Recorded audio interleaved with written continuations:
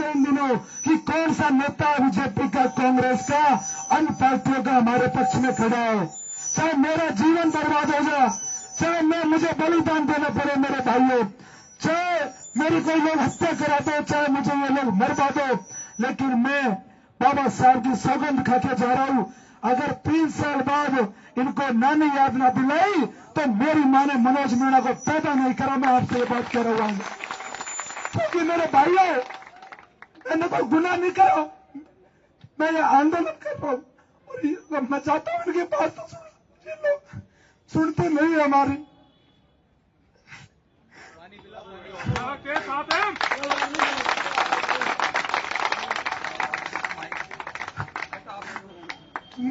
भाइयों मुझे इन बहनों पर दया आती है।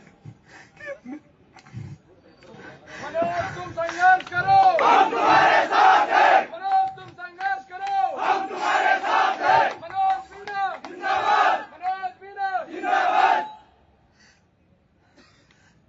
मदन लाल होश में आओ, होश में आओ, होश में आओ। मदन लाल होश में आओ, होश में आओ, होश में आओ। मुझे इन बहनों पर दया आती है मेरे भाइयों, जो अंशुल पे बैठी 3 दिन हो गए इन्होंने कुछ कहा नहीं है, ना भजन लाल जी को चिंता, ना अशोक गहलोत जी को चिंता, ना और मंत्रियों को चिंता। जब इनके दरवाजे पे जाके बैठता, जब मैं कहता हूँ कि हमारी बहनें धरने पे बैठी, हमारी बहनों की पुकार सुनो, हम ये कह रहे हैं कि एग्जाम को 3 महीने आगे बढ़ा दो, लेकिन ये नेता कोई नहीं सुनता, कोई ध्यान नहीं देता और ये कहते हैं कि हम आप लोगों के लिए।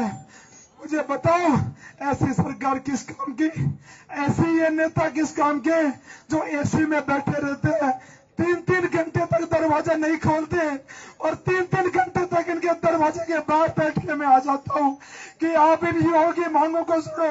ये युवा मर जाएंगे, ये युवा किसान के बच्चे हैं, ये युवा नौकरी मांग रहे हैं, ये युवा कोई जायदाद नहीं मांग रहे, ये युवा और कुछ नहीं मांग रहे। भजन लाल जी, अशोक गहलोत जी, वसुंधरा राजे जी, सचिन पायलट जी, डोटासरा जी, टीकाराम दूबे जी, ये आपसे यदि कहे कि हनुमान बेनीवाल जी आप भी धरने पे बैठे हो, हनुमान बेनीवाल जी आपके दरवाजे पे बैठ के आया हूँ, हनुमान बेनीवाल जी आपसे कह के आया हूँ कि शहीद स्मारक धरने पे बैठे हो। इन बहनों के लिए आ जाओ, इन बहनों की आवाज सुन लो, लेकिन हनुमान बेनीवाल जी आपको आना चाहिए। ये बहने बैठी है, ये भाई आपका इंतजार कर रहे हैं और आप लोग नहीं आ रहे हो। मैं क्या चलाऊ दो इन भाइयों को, नहीं सुनोगे तो राजस्थान के हालात बहुत बदल हो जाएंगे। हनुमान जी आप पे मेरा भरोसा है, आप अगर आज नहीं आओगे तो मनोज मीणा यहाँ से जिंदा घर नहीं जाएगा। मैं यहाँ बैठा हूँ, आपने मुझे कहा कि मनोज मैं आऊंगा, मैं चाहूंगा नहीं, और नेता तो नहीं सुन रहे, आप तो सुन लो, इन बहनों की आप तो सुध ले लो। आप भी नहीं आ रहे हो तो कोई बात नहीं, हम यहाँ बैठे रहेंगे, लेकिन हम जा नहीं रहे भाइयों मेरे यहाँ से, क्योंकि सब नेताओं को मैंने देख लिया, अशोक गहलोत जी को भी देख लिया, भजन लाल जी को भी देख लिया।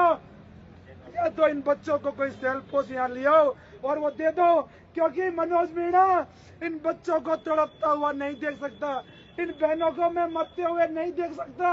जब ये बहनें रोज एम्बुलेंस में जाती है तो मेरे भाइयों मेरे दिल पे क्या गुजरती है कि मैं इनका कैसा भाई हूँ कि मेरे सामने ये तड़पड़ा रही है, मेरे सामने ये मर रही है और मैं कुछ नहीं कर पा रहा। ये निवेदन ना ही अशोक गहलोत जी को दे रही, हम सभी नेताओं से कह रहे हैं यहाँ कोई आएगा इनकी मदद करो, और नहीं मैं कह रहा हूँ आपसे, ये बाबा साहब की कसम है, 3 साल बाद ये जनता आपको माफ नहीं करेगी।